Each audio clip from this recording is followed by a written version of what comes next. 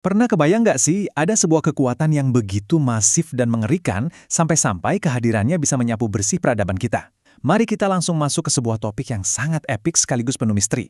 Selamat datang di bedah materi kita kali ini, di mana kita bakal sama-sama mengeksplorasi sebuah kronik akhir zaman yang luar biasa.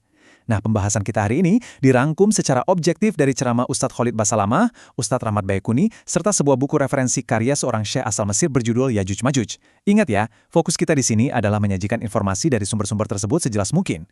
Oke, udah siap? Yuk kita mulai. Di perjalanan epik kita kali ini, ada 5 poin utama yang bakal kita telusuri. Mulai dari urutan tanda kiamat, asal-usul munculnya mereka, misteri dinding besi Zulkarnain, momen invasi akhir zaman, sampai akhirnya kehancuran dan pembersihan bumi. Oke, kita masuk ke bagian pertama, rangkaian akhir zaman.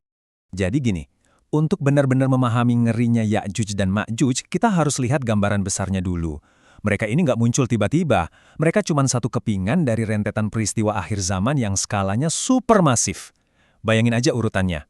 Dimulai dari 40 hari kabut asap yang menyelimuti bumi, terus munculnya Dajjal, disusul turunnya Nabi Isa, nah baru deh masuk ke tanda keempat lepasnya Ya'juj dan Ma'juj. Belum lagi nanti akan ada Dabat al-Ard, matahari terbit dari barat, 3 gerhana raksasa, sampai api dari Yaman yang menggiring sisa umat manusia. Benar-benar urutan yang bikin merinding kan? Tapi khusus hari ini, kita bakal pusatkan seluruh perhatian ke ancaman keempat yang sangat mengerikan ini. Lanjut ke bagian kedua. Asal-usul Ya'juj dan Ma'juj, keturunan Nabi Nuh. Dari mana sih sebenarnya entitas misterius ini berasal? Kalau kita tarik mundur, semuanya bermula pada era banjir besar. Waktu itu kan cuma Nabi Nuh dan ketiga putranya yang beriman yang selamat. Beberapa dekade setelah banjirnya surut, salah satu putra beliau yang bernama Yafid mengembara ke arah barat menuju wilayah Eropa dan Turki. Nah, beberapa generasi kemudian, dari garis keturunan Yafid inilah muncul seorang keturunan yang bernama Ma'juj. Dari sinilah lahir sebuah suku dengan populasi yang secara perlahan menyimpang menjadi sangat biadab dan kejam. Inilah cikal bakal bangsa Ya'juj dan Ma'juj. Menurut penjelasan Ustadz Khalid Basalamah, ciri fisik suku ini tuh unik dan spesifik banget. Katanya, mereka punya bukaan mata yang sangat kecil atau sipit, tapi bola mata di dalamnya berukuran luar biasa besar. Rambut mereka keriting dengan postur tubuh yang mirip manusia pada umumnya, tapi yang bikin mereka sangat berbeda itu sifatnya. Mereka benar-benar terisolasi secara ekstrim. Mereka nolak mentah-mentah untuk berbaur dan cuma mau hidup di dalam koloni mereka sendiri yang sangat tertutup. 1000? Iya, angka 1000 ini bukan sekedar angka acak loh. Fakta paling bikin syok dari sumber kita adalah gak ada satupun individu dari suku Ya'juj dan Ma'juj yang bakal mati sebelum mereka punya tepat 1000 anak. Coba deh kalian bayangin sebentar.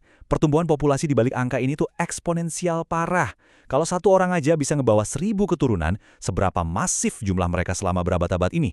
Benar-benar susah dicerna akal sehat. Masuk ke bagian ketiga, dinding Zulkarnain, misteri penjara epik. Terus pertanyaannya, dengan populasi yang meledak dan sifat merusak kayak gitu, gimana caranya mereka bisa dihentikan? Sumber kita menceritakan perjalanan seorang pemimpin besar yang adil, yaitu Nabi Zulkarnain. Beliau berkelana sampai ke antara 2 pegunungan di belakang sungai Jihun dekat Tirmiz. Di sanalah beliau ketemu sama sebuah kaum pedalaman. Kaum ini benar-benar rentan dan nyaris gak bisa paham bahasa orang luar. Tapi mereka dengan putus asa memohon perlindungan.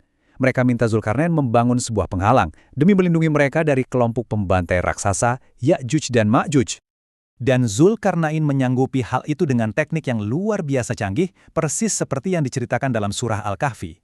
Pertama, beliau nggak pakai batu biasa, tapi menumpuk blok-blok besi raksasa di antara celah 2 gunung sampai sejajar dengan puncaknya.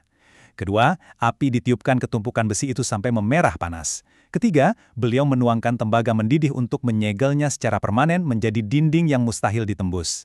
Menariknya nih, referensi dari buku Syekh Mesir menyebutkan adanya temuan celah dinding kuno di Tiongkok yang nyimpan lapisan tembaga keras di dalamnya. Jadi, struktur penjara epik ini tercatat sebagai fakta sejarah dalam sumber tersebut. Sekarang, Ya'juj dan Ma'juj ini terjebak dalam sebuah siklus tanpa ujung yang menegangkan. Bayangin aja, ada miliaran dari mereka, setiap hari, tanpa henti, menggali dan menggores dinding besi tersebut dengan sekuat tenaga. Waktu malam tiba, dan mereka udah kelelahan, mereka bilang, kita lanjutin besok ya. Tapi, karena mereka nggak menyebut nama Tuhan, besok paginya Allah mengembalikan dinding tersebut utuh seperti semula. Siklus putus asa ini berulang terus tiap hari. Pada dasarnya, mereka cuma lagi nunggu satu momen, yakni lampu hijau ilahi dari Allah buat akhirnya bisa menghancurkan tembok itu. Terus, kira-kira seberapa dekat kita dengan momen keruntuhan itu? Diriwayatkan dalam sebuah hadis bahwa Nabi Muhammad pernah terbangun dengan wajah memerah dan bersabda, "Celakalah orang-orang Arab karena sebuah lubang di dinding Yajuj dan Majuj telah terbuka sebesar ini." Waktu itu beliau ngasih isyarat dengan mendekatkan ujung ibu jari dan jari telunjuknya. Ini tuh semacam peringatan kuno buat kita, bahwa sistem penahanan yang luar biasa kokoh itu saat ini sebenarnya udah mulai kritis dan terkompromi. Bagian keempat, invasi akhir zaman, momen runtuhnya dinding. Kalau dinding itu akhirnya runtuh sesuai nubuat dalam surah Al-Anbiya, invasi yang terjadi bakal beda banget sama ancaman Dajjal. Kalau Dajjal kan ngincarnya pengikut. Nah, Ya'juj dan Ma'juj, mereka nggak peduli siapa kamu, apa agamamu, atau dari mana asalnya. Ketemu manusia, langsung dibantai habis. Invasi mereka berarti pembantaian total. Mereka digambarkan mengonsumsi apa saja, bahkan kalajengking dan ular sekalipun dimakan. Saking masifnya, barisan paling depan pasukan ini akan meminum air dari sungai besar sampai kering rontang. Begitu barisan yang paling belakang nyampe di sana, mereka cuma bakal ngomong, "Perasaan dulu pernah ada air deh di sini." Skala kehancuran yang benar-benar tak terbayangkan. Udah gitu, keangkuhan mereka ini nggak ada batasnya. Setelah mereka ngerasa udah menghancurkan dan menguasai seluruh isi bumi, ada kutipan riwayat yang nunjukin kesombongan absolut mereka. Mereka melepaskan anak panah ke atas langit, lalu berseru, "Kita udah ngebunuh semua yang ada di bumi, dan sekarang kita bakal ngebunuh siapapun yang ada di langit." Mereka hidup dalam delusi gila, ngerasa kuantitas mereka yang miliaran itu sanggup menaklukkan bumi dan surga sekaligus. Dan sekarang kita sampai di bagian kelima, kehancuran dan pembersihan. Di tengah kekacauan yang absolut ini, Nabi Isa dan para pengikutnya yang tersisa mengungsi dan berlindung di Gunung Tur di Palestina. Posisinya benar-benar terkepung ancaman yang gak bisa dikalahin. Akhirnya, Nabi Isa memanjatkan doa, memohon jalan keluar. Coba perhatiin kontrasnya. Di satu sisi, ada miliaran prajurit haus darah nutupin seluruh bumi. Tapi di sisi lain, solusinya ternyata bukan pasukan malaikat raksasa, melainkan sesuatu yang sangat kecil, hama. Cuma ulat atau serangga rapuh yang dikirimkan langsung oleh Allah. Benar-benar jomplang banget kan? Proses pembersihan bumi ini ternyata berjalan sangat tenang. Tanpa manusia harus usaha angkat senjata, tapi merupakan mujizat yang absolut. Pertama, serangga hama tadi ditugaskan menginfeksi individu Ya'juj dan Ma'juj yang langsung membunuh seluruh ras raksasa itu secara instan dan serempak di seluruh bumi. Kedua, karena buminya penuh dengan miliaran mayat, pastinya bau banget kan? Nabi Isa pun berdoa lagi buat menghilangkan bau menyengat itu. Ketiga, Allah ngutus burung-burung raksasa berparuh panjang buat ngangkut semua jasad itu dan dilempar ke laut.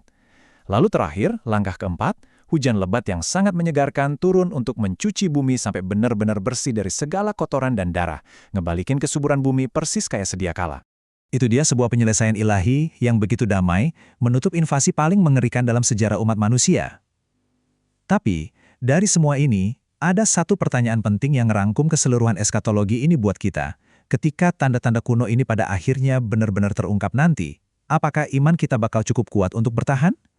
Ingat ya, tujuan kita membedah kisah ini bukan sekedar buat dengerin cerita epik sejarah, tapi sebagai cermin untuk ngecek kesiapan spiritual kita sendiri. Terima kasih banyak udah ngikutin bedah materi kita kali ini, teruslah belajar dan sampai jumpa di pembahasan epik berikutnya.